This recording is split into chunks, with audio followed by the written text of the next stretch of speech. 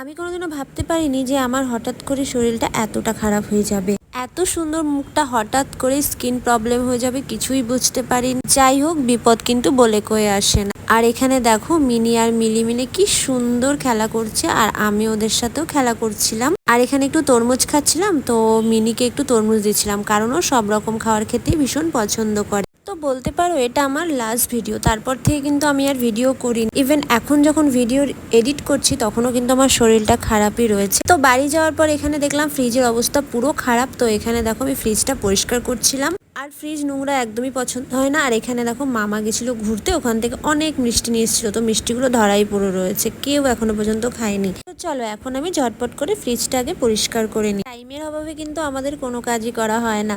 তো এই যে দেখো এখানে ফাইনালি আমি ফ্রিজটা খুব সুন্দরভাবে পরিষ্কার করে নিয়েছি, আর দেখতে খুব ভালোও লাগছে। যেহেতু স্কিনের ভীষণ প্রবলেম হচ্ছিল, র্যাশ হচ্ছিল, তার জন্য এখানে দেখো আমি একটা জিনিস অর্ডার করে নিয়েছিলাম নাইকা থেকে, তো এটা এখন চলে এসেছে। এখানে আমি অর্ডার করেছিলাম সেটাফিলের ময়শ্চারাইজার, আর যেহেতু আমার স্কিন প্রবলেম হচ্ছিল তাই জন্য আমার লেগেছে যে এটা বেস্ট ময়শ্চারাইজার, কারণ এটা ডক্টর রেকমেন্ড, তাই জন্য আমি এটাই ইউজ করছি। তোমরা চাইলে কিন্তু তোমরা ইউজ করতে পারো। আমি ফার্স্ট একটা লোশন নিলাম, আর এটা যদি আমার স্যুট করে যায় তাহলে আমি প্রত্যেকটা প্রোডাক্টই নেব। চলো দেখা হচ্ছে নেক্সট ভিডিওতে, আর আমার কি হয়েছে না হয়েছে নেক্সট ভিডিওতে অবশ্যই বলবো।